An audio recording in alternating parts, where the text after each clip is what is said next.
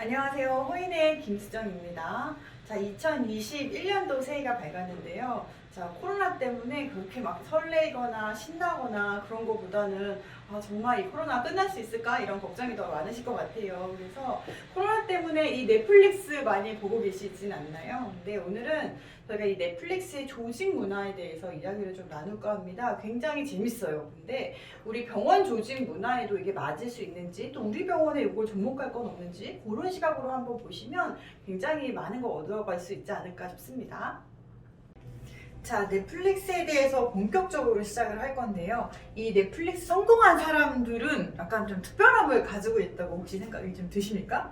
저는 성공한 사람들을 보게 되면 참 환경의 흐름에 참 잘 적응을 했구나. 그 다음에 그 환경의 변화에 굉장히 잘 치고 들어갔구나. 굉장히 운이 좋은 사람이구나 라는 생각을 굉장히 많이 하게 되거든요. 근데 여기에 이 넷플릭스의 이제 리드라는 대표를 좀 보게 되면 굉장히 너무 쉽게 성공한 것처럼 이 책에서는 사실 좀 그려지는 것도 있지만 그렇지 않은 것 같습니다.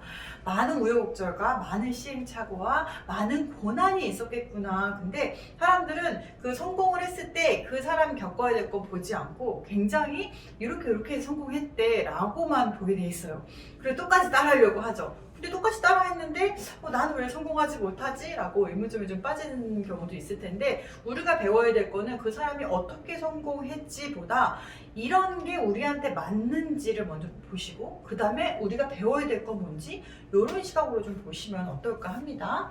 이 넷플릭스의 이제 여러 가지 환경의 흐름에 적응도 참 잘했지만 어쨌든 여기서 부각하고 싶은 건 이런 인재들을 굉장히 잘 그들이 놀 수 있는 놀이터도 잘 만들어 놓은 구조를 만들었다라는 겁니다. 근데 우리나라 문화에는 조금 맞지 않을 수도 있어요. 왜냐면 우리나라에서 우리는 성과 중심으로 가는 거에 대해서 굉장히 좀 거부 반응이 좀 있잖아요. 그래서 동양권은 일본도 그렇고 우리나라도 그렇고 평생 직장 이런 얘기를 굉장히 많이 하고, 우리는 가족 같은 분위기입니다 이런 거 강조하잖아요. 근데 이 넷플릭스는 거부해요. 우리는 가족이 아니야. 가족들은 조금 실수하거나 좀 못하거나 조금 성과가 안 나도 보듬어 주는 게 가족이지만, 아니 회사는 팀이야. 우리는 성과와 성장을 위해서만 존재라고 명확하게 이야기를 해요. 그리고 성과를 낸다고 하면 최고의 보상을 해줄 거야. 다만 성과를 못 내면 우린 내쫓지 않아. 네가 나갈 수밖에 없게 될 거야 라고 이런 조직 문화를 가지고 있죠. 그래서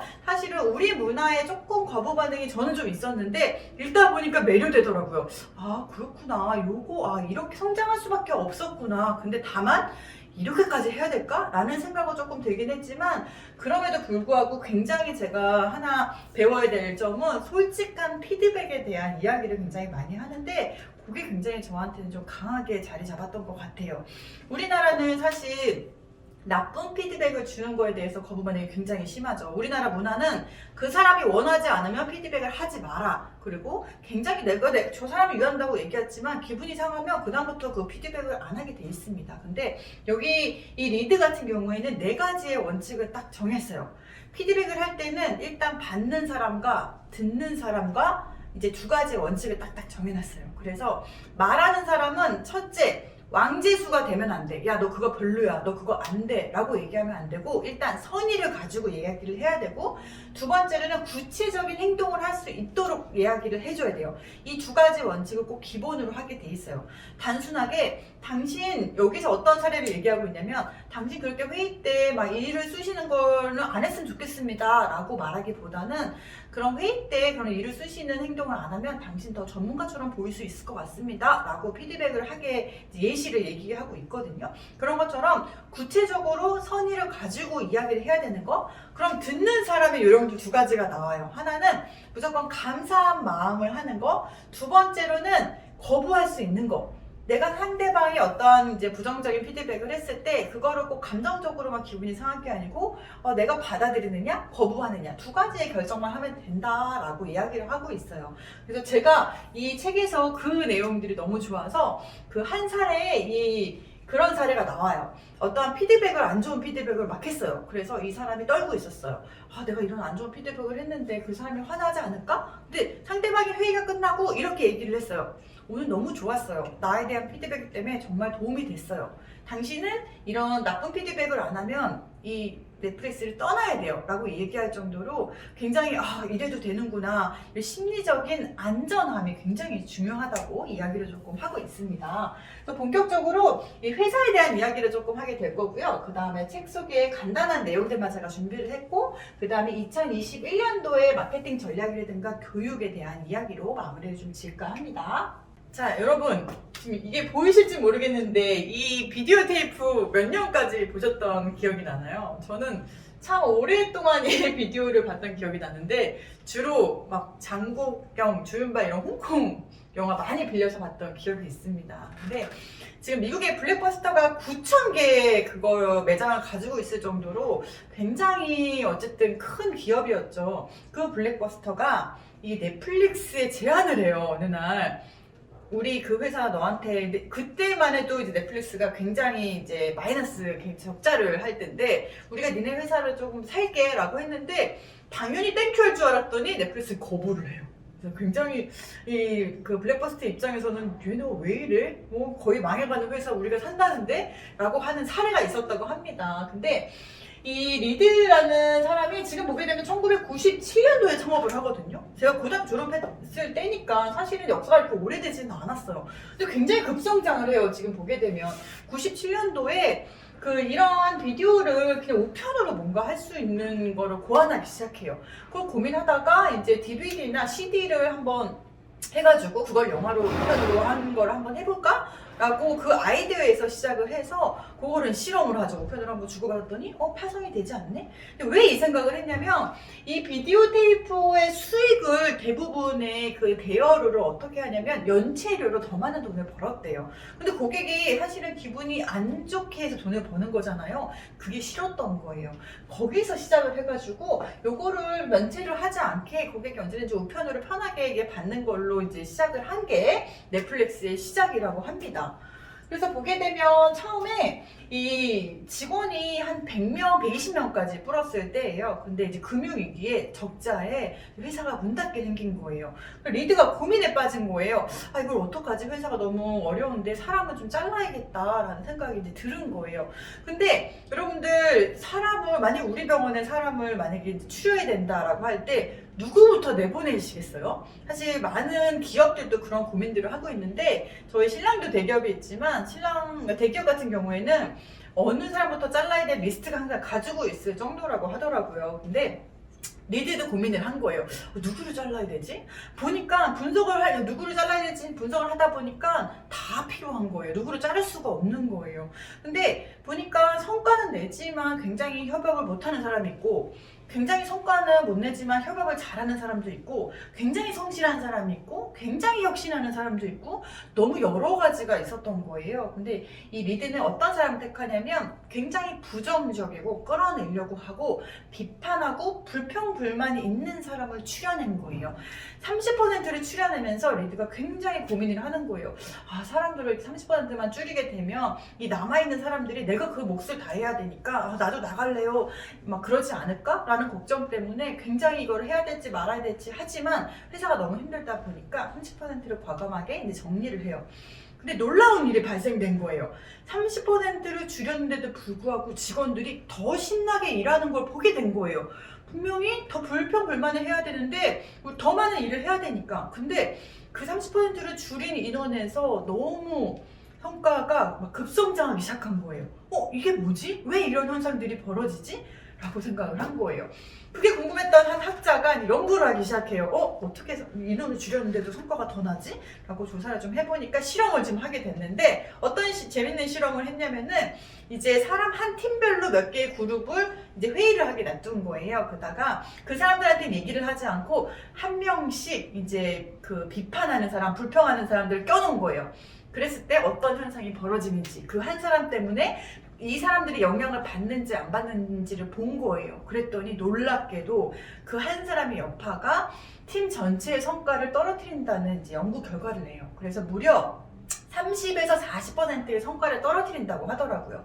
그래서 이 직원들은 다 전염이 되는구나. 그래서 이 사람들을 골라냈더니 성과가 더 날 수밖에 없구나. 왜냐면 불평불만하는 사람들 때문에 또 이해시켜야 되고 조율해야 되고 신경 써야 되고 이런 것 때문에 실질적으로 그 업무에 몰입할 수가 없었다는 거예요. 그래서 또 다른 실험에서는 이제 똑같이 이렇게 회의를 시작할 때 정자세로 앉아 있어요. 근데 한 명이 삐딱하게 앉기 시작해요. 그랬을 때 마지막 회의 이 장면을 찍어보니까 다 삐딱하게 앉아 있었대요. 그런 것처럼 굉장히 이런 부정적인 이제 끌어내리려고 하는 사람들의 여파가 굉장히 크다. 그래서 이 넷플릭스는 매니저한테 딴 걸 이제 우리나라는 팀장이라고 얘기하죠. 팀장한테 다른 것보다 그런 사람들을 잘 걸러낼 수 있어야 돼. 라고 이야기를 조금 하고 있습니다. 근데 재밌는 조직 문화죠. 자, 이 넷플릭스 같은 경우에는 직원 수가 어마어마해요. 지금 아까 얘기했듯이 100명에 30%를 출연한 걸로 이제 막 시작을 했는데 지금은 2020명이나 되고 매출액이 45억 달러가 된다고 하더라고요. 근데 우리가 이런 성과만 봐서는 사실 안 되죠. 이거는 결과는 따라오는 거고 굉장히 이 리드가 뭔가 이 매출을 위해서만 뭔가 창업을 했다거나 그걸 가지고만 경영을 했으면 이런 성과를 내지는 못했을 것 같아요. 이 리드가 제가 뽑았던 거는 굉장히 환경의 변화에 잘 적응을 했다. 두 번째는 그래도 그만의 욕을 굉장히 많이 먹었을 텐데도 불구하고 특별한 그 조직 문화를 철학을 잘 가지고 갔다. 이런 거를 굉장히 저는 높게 평가를 조금 하고 싶습니다. 자, 넷플릭스의 비전과 미션과 핵심 가치를 조금 살펴보게 되면 일단 비전은 최고의 글로벌 엔터테인먼트 배급 서비스를 제공하는 것이다. 우리나라에 넷플릭스가 처음 알려진 게 봉준호 감독의 옥자가 다른 데에서 개봉을 하지 않고 넷플릭스에서 풀었다고 해요. 그걸로 우리나라에서는 알려졌다고 하는데 지금 우리나라도 굉장히 넷플릭스를 많이 이용하고 있죠. 근데 이렇게 우리나라뿐만 아니고 최고의 글로벌 엔터테인먼트로 이렇게 하는 게 비전이고요. 미션으로는 우리는 고객에게 최상의 서비스를, 공급자한테는 소중한 파트너, 투자자에게는 지속적인 성장과 수익성, 그다음 임원에게는 큰 영향력을 줄 수 있는 매력을 약속합니다 라고 되어 있어요. 저는 이 미션을 통해서 굉장히 대놓고 우리는 성과 중심입니다 라고 이야기를 하고 있는 것처럼 들렸거든요. 근데 너무나 직선적이고 너무나 확실한 이런 미션을 가지고 있다는 거. 우리나라 미션 보셨나요? 우리나라는 돌려서 얘기했을 거예요. 최고의 서비스를 선사하며 뭐의 행복에 막 이런 거를 아마 돌려서 써놨을 텐데 이것 또한 미션 또한 굉장히 솔직하게 써놨구나 라는 생각이 조금 들었습니다. 자, 핵심 가치를 9가지를 두고 있어요. 근데 여기 핵심 가치는 첫 번째는 판단. 이거는 의사결정할 때 굉장히 중요하죠. 두 번째로는 커뮤니케이션입니다. 이 커뮤니케이션으로 인해서 많은 갈등의 비용을 좀 줄이고 있다는 거. 그 다음에 호기심. 저는 많은 성공한 사람, 제가 존경하는 분도 딱 한 가지, 이 호기심에 제가 가장 담고 싶거든요. 그래서 뭔가 내가 나이가 들던, 내가 어떤 직종에 있던 뭔가 어떤 호기심이 있을 때 그 자리에서 막 찾아보고 그 자리에서 실행하는 사람들이 있어요. 이런 호기심을 못 견뎌 하는 사람들, 이런 사람들이 주로 성공하는 것 같아요. 그 다음에 용기. 사실은 이걸 할까 말까 뭐 하는 것도 많은 용기라고 얘기하잖아요. 그래서 이 용기. 그 다음에는 빼놓을 수 없는 열정인 것 같습니다. 그 다음에 이타심, 그 다음에 혁신, 그 다음 포용, 그 다음 안정성, 영향력. 제가 정말 좋아하는 단어만 다 모아놓은 것 같아요. 그래서 이런 핵심 9가지를 가지고 이제 경영 철학을 조금 세워놓은 회사더라고요.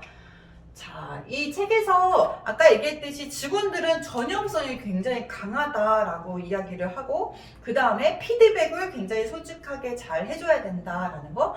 좋은 피드백과 나쁜 피드백을 실험했더니 좋은 피드백은 성장에 도움은 안 된대요. 기분만 좋은 뿐이래요. 근데 나쁜 피드백은 30%나 더 성장을 하는 결과를 보이고 있거든요. 그래서 나쁜 피드백을 할 때 기분이 상하지 않게 할 수 있는 방법이 뭐지? 라고 해서 여기도 이제 다면 평가를 하더라고요. 그래서 서로 이제 뭔가 동료끼리도 평가를 하고 이제 나는 이제 후임이지만 선임을 평가하기도 하고 이제 리더를 평가하기도 하고 라고 해서 기꺼이 나쁜 피드백이 왔을 때 이제 이 리드도 고마워 그런 피드백을 해줘서 너는 그런 피드백을 아니면 당장 이 회사를 떠나야 돼. 그 정도로 피드백은 되게 중요해. 그 다음에 피드백을 하는 날을 정하기도 한대요. 그래서 서로한테 기분 나쁘지 않게 이제 피드백을 아까 얘기했던 그 4가지의 요령을 가지고 이제 피드백을 하는 날을 정한다고 하더라고요. 그래서 그 2가지가 이제 여기서 얘기하고 있는 핵심인 것 같습니다.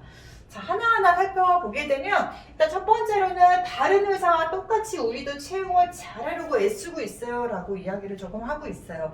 근데 자칫 보기에는 병원은 지금 인력 구하기가 힘들어 죽겠는데 뭔가 어떻게 이렇게 하란 말이야 라고 얘기할 수도 있지만, 요것도 사람이 없지만 우리 사람이 나타날 때까지 찾는 노력, 요것도 사실 굉장히 중요하지 않을까 생각이 들어요. 그래서 아까 얘기했던, 기억나시나요? 9가지 핵심 가치가 인재 관리의 핵심 가치로도 쓰여 있습니다. 그래서 우리가 사람을 뽑을 때 우리 병원만의 기준을 가지고 뽑진 않거든요. 그냥 우리 병원에 우리 문화에 잘 적응할 것 같다, 우리 색깔과 맞다, 이런 사람들이 사실 채용되게 되어 있는데, 이런 9가지 기준으로 사람을 채용한다고 해요. 그래서 채용을 굉장히 중요하게 생각해요. 왜냐하면 평범한 사람 10사람 우린 필요 없어. 우리는 굉장히 뛰어나고 굉장히 혁신적인 사람 한 사람이 더 중요해. 그래서 우리는 한 사람을 뽑을 때 굉장히 많은 비용이 들더라도 그렇게 할 거야 라고 이제 그런 철학을 가지고 사람을 뽑고 있더라고요. 자, 그 다음에는 다른 회사와 다르게 우리는 다음과 같은 원칙을 지킨다. 정당한 성과를 내는 직원은 두둑한 퇴직금을 주고 내보낸다 라고 이야기를 하고 있어요.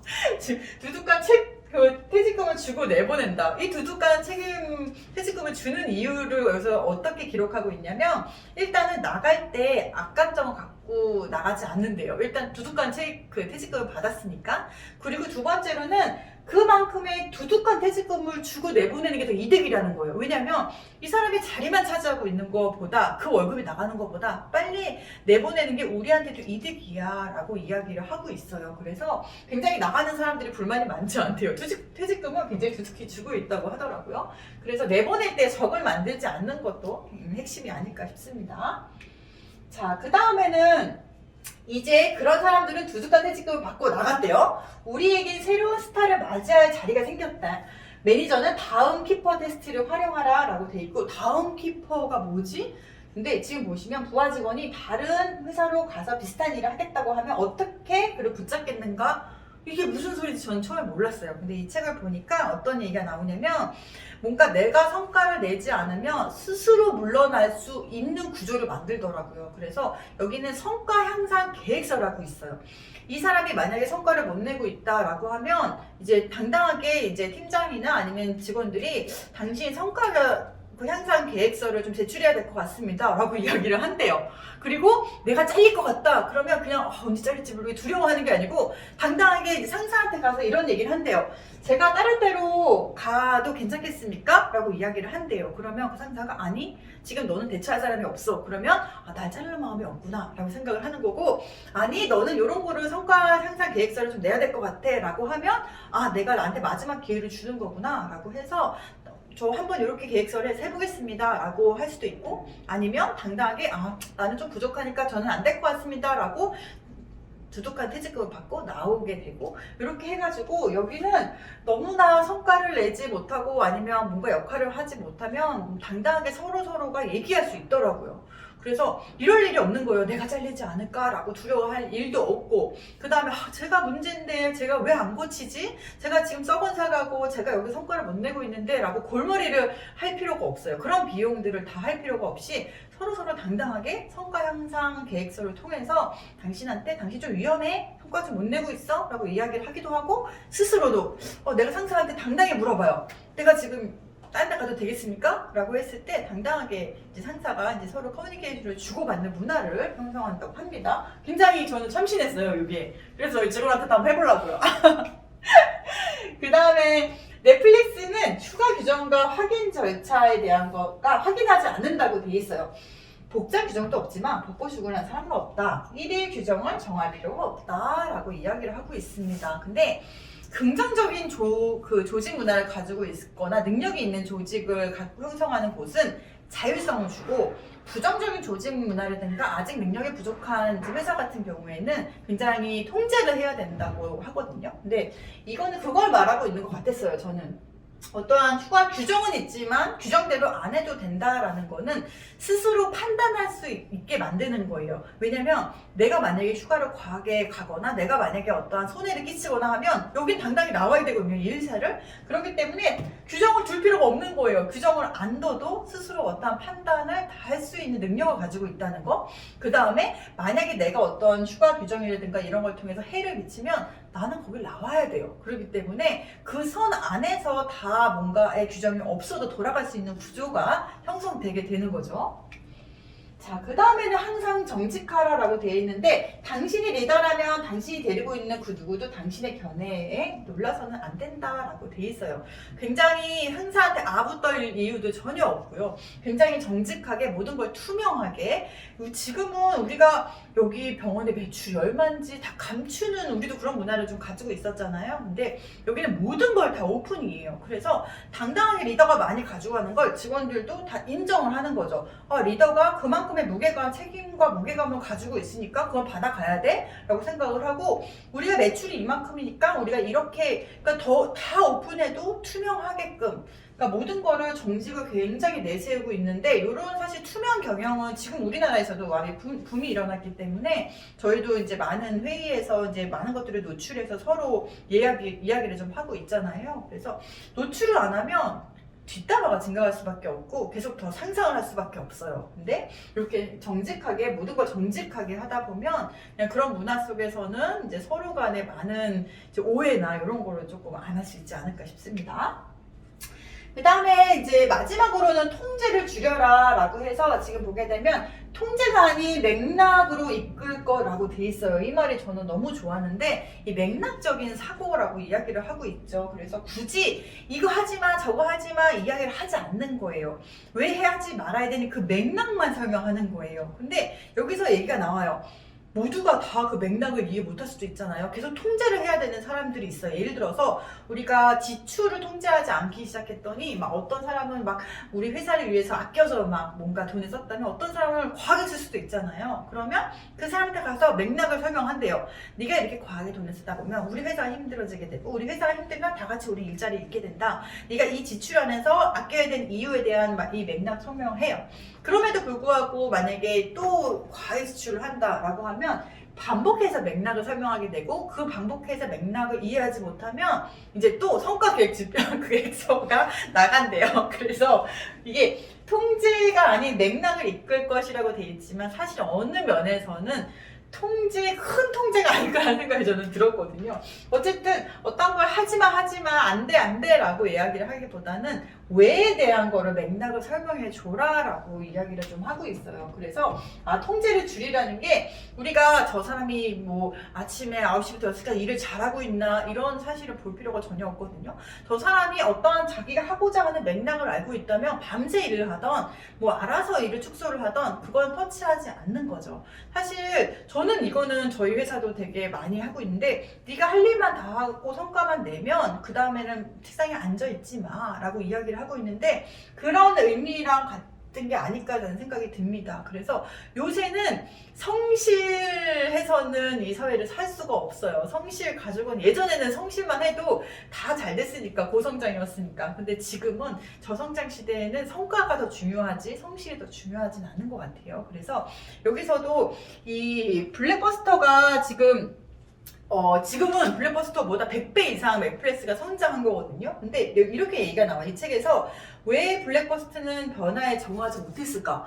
넷플릭스가 이렇게 적응했을 때 더 많은 자본과 더 많은 직원과 더 많은 인재가 있었을 텐데 왜 블랙버스터는 왜 적응하지 못했을까라는 질문에 리드가 이렇게 대답을 해요.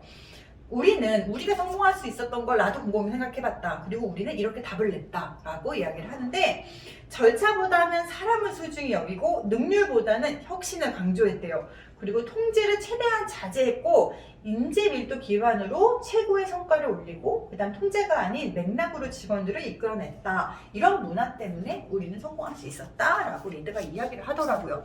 그 핵심이 바로 이게 아닐까 싶거든요. 자유와 책임인 거죠.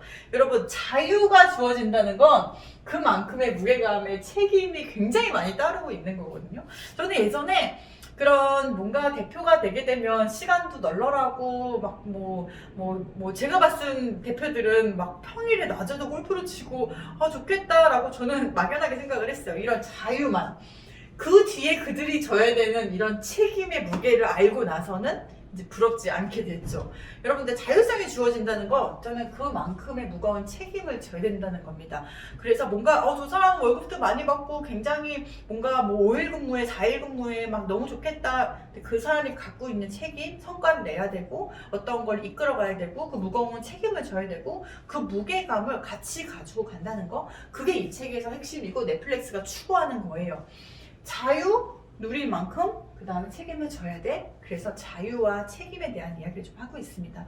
직원들한테 어떠한 자유를 주어지지 않는다는 건 책임을 안 져도 된다는 말과 똑같거든요. 그래서 지금 많은 기업들, 병원들도 이 자유와 책임에 대해서 어떠한 자율성을 주고 그 책임을 져야 돼 라고 계속 주지시켜 놓는 거, 그건 되게 필요한 것 같아요. 자, 그래서 여기서 1단계, 2단계, 3단계를 이 책에서는 쭉 풀어내고 있거든요. 핵심이 바로 이 표에서 지금 나타내고 있는 건데요. 일단 1단계에서는 일단 능력 있는 직원들을 확보해야 돼 라고 하고 있어요. 그리고 확보한 다음에는 최고의 보수를 줘야 돼. 3단계에서는 그 다음에는 계속 키퍼 테스트로 인재 밀도를 극대화해. 자를 사람 빨리 잘라 라고 이야기를 하고 있는 거고요. 두 번째로는 일단 피드백을 할 수 있는 문화를 형성해. 심리적인 안전. 우리 피드백 해도 돼. 해야 돼. 아니면 넌 자를 거야. 라고 이제 피드백을 할 수 있는 문화를 한 다음에 그 다음에는 조직의 투명성을 강조하고 솔직한 문화를 계속 강화하는 거. 마지막으로는 피드백 서클을 만들어서 솔직성을 극대화하는 걸로 3단계까지 가지고 있고요. 그 다음에 마지막으로는 휴가나 출장의 경비를 통제를 일단 먼저 멈추기 시작하고 그 다음에 의사결정 승인도 안 해도 돼. 그 다음에 통제가 아닌 맥락으로 뭔가 리드할 수 있는 거, 이렇게 3단계로 쭉 풀어서 설명을 좀 하고 있습니다. 그래서 뭔가 우리가 자리 에어컨 노는 것 같건 뭐 맨날 조는 것 같건 이 사람이 어떤 목적과 어떤 성과와 어떤 걸 가지고 일하는 어떤 믿음과 신뢰만 형성이 돼 있다면 굳이 어떤 걸 우리가 잘하는지 보거나 테스트하거나 이럴 필요가 없다는 거예요. 자, 마지막으로 우리가 넷플릭스의 2021년도 7가지에 대한 교훈에 대한 이야기입니다. 일단 첫 번째로는 약한 모습을 드러내라 라고 하고 있습니다. 소비자들은 지금 아프다. 회사와 리더도 용기 있게 약한 모습을 드러내야 그들의 마음을 얻는다라고 돼 있어요. 이거는 신뢰에 대한 정의하고도 맞물려 있는데요. 신뢰라고 한 정의는 네가 성공하겠다는 믿음이 아니고 네가 실패하더라도 너의 기회를 주겠어 라고 하는 게 사전적으로 사실 저희가 신뢰에 대한 정의인데요. 이게 신뢰라는 건 실패하더라도 너한테 기회를 주겠어 라고 하는 것 자체가 내가 약하다는 걸 인정해야지만 서로 협력을 할 수밖에 없는 구조가 만들어진대요. 그래서 리더도 완벽하지 않아요. 여기서 이렇게 큰 회사를 이끌어간 리드도 항상 얘기해요. 나도 부족해. 나도 완벽하지 않아. 그래서 니네들이랑 같이 우리 협력해야 되고 우리는 날 도와줘야 되고 막 이렇게 나의 약한 모습을 언제든지 해야 되는데 이런 모습을 드러내지 않고서는 굉장히 왕재수가 될 수 있다고 여기서 이 책에서는 이야기를 하고 있어요. 굉장히 나 잘나는 거, 그리고 권력을 휘둘린다거나 이런 것들을 내려놔야 된다라고 하는 게 첫 번째 원칙으로 내세우고 좀 있더라고요. 두 번째로는 인간의 모습을 한 회사를 따른다라고 돼 있어요. 소비자들은 인간의 모습을 한 회사를 따른다. 옳은 일을 할 수 있도록 소비자와 관객의 충성도를 높이고 그들의 관계를 얻게 된다라고 돼 있습니다. 그래서 충성 고객, 충성 환자, 충성 직원을 만드는 거 굉장히 중요하지만 저는 이런 얘기를 좀 하고 싶어요. 제가 얼마 전에 그 환자 경험 이제 모니터링을 하는데 한 충성의 직원을 만나게 된 거예요. 근데 그 충성의 직원을 보면서 제가 어떤 느낌을 받았냐면 참 원장님은 좋으시겠다 이런 직원을 보유하고 있어서, 하지만 환자 입장에서는 너무 싫었어요. 왜냐면 과하게 병원 이득만 생각하고 있더라고요. 그래서 너무 과한 충성은 고객한테 너무 목적을 드러낼 수 있구나라는 걸 제가 얼마 전에 찾아냈던 건데, 그래서 이 사람이 충성 직원이고 이 사람은 정말 병원을 위해서 애쓰고 있어 라고 했을 때 다른 시각, 혹시 다른 여파로 환자나 다른 동료의 직원을 몰아내고 있지는 않은지 그 충성심이, 그거를 한번 보실 필요가 있지 않을까 싶습니다. 자, 세 번째로는 흉내내지 말라라는 건데요. 소비자를 따르는 것처럼 행동하지 말고 그들의 목소리를 듣는다고 흉내내지 마라. 곧 알아차린다라고 돼 있어요. 이거는 진정성을 이야기하고 있죠. 그래서 뭔가 따라하거나 흉내내거나 이런 거는 다 들킨다. 그래서 진짜 진정성을 가지고 배워야 된다라는 겁니다. 그 다음에 네 번째로는 모두가 맞다고 하면 의심하라. 그래서 돌다리를 두들겨서 하고 모두가 오라고 할 때 아니요로 외칠 수 있는 이런 거를 이야기하고 있습니다.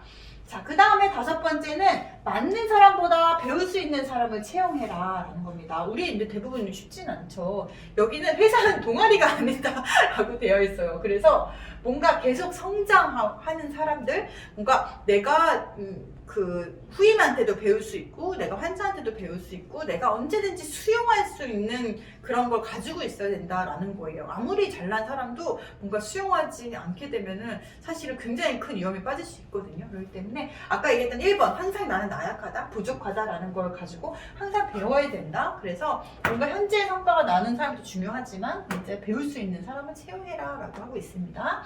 6번째는 다양해야 된다라고 돼 있어요. 이거는 융합이기 때문에 뭔가 같은 병원 같은 경우에는 또 의료계에 있는 사람들만 주로 만나거든요. 근데 그렇지 말고 다른 분야에 있는 사람들을 주로 만나서 커뮤니케이션을 한다거나 다른 분야에 관심을 갖기 시작하면 굉장히 그 안에서 혁신이 나온다고 해요. 혁신의 기본이죠. 그게 융합을 하는 건. 마지막으로는 투명해야 된다. 아까 얘기했던 정직하고도 맞물리고 있는데요. 신뢰는 당신이 옳은 일을 해서 쌓는 게 아니라 투명하기 때문에 쌓는 거다 할 정도로 뭔가 우리는 이제 다 투명하게 해야 된다라는 걸 마지막으로 이야기를 좀 하고 있습니다. 그래서 여러분들 이 넷플릭스에 대한 조직 문화가 더 궁금하시면 우리나라의 번역본도 나왔거든요. 그래서 그런 아마 제목이 규칙 없음으로 저는 알고 있는데 그거 한번 사서 좀 읽어보시는 거. 근데 그거보다는 영어 공부도 할 겸 원서를 한번 보게 되면 이게 번역을 하면서 많은 것들이 좀 다르게 적용이 좀 되더라고요. 그래서 그런 거 한번 더 궁금하신 분들은 책을 보시고 그게 아닌 분들은 이 넷플릭스의 문화에 대해서 우리 병원에는 어떤 걸 좀 적용하면 좋을까라는 생각을 좀 해보시면 좋을 것 같은데 저는 일단 그 피드백하는 거, 솔직하게 피드백하는 거에 대한 거를 이제 적용하기로 했어요. 원칙을 할 때 나는 이제 피드백을 할 건데 너가 이제 이 피드백의 자세에 대해서 4가지 원칙이 있어. 요걸 한 다음에 내가 피드백을 할게 라고 해서 이제 피드백하는 문화를 한번 형성해 보는 거를 저는 실행을 할 거고, 2번째로는 이 전염에 대해서도 굉장히 저는 다른 시각이긴 했거든요. 그래서 뭔가 직원 자르는 건 저는 있을 수 없다는 사람이고 저도 평생 직장에 대한 그 굉장히 강하게 가지고 있음에도 불구하고 더 좋은 자리로 이 직원을 보내주는 거, 그 다음에 이런 뭔가 안 좋은 영향력이 이렇게까지 전면성이 강했구나 라는 걸 조금 깨닫는 책이었습니다. 여러분들도 2021년도에는 우리 병원이 조금 더 긍정적이고 조금 더 좋은 조직 문화를 만들어서 함께 행복하고 함께 성장하는 이제 병원이 되시기를 바라겠습니다. 자, 여기까지 하겠습니다. 감사합니다.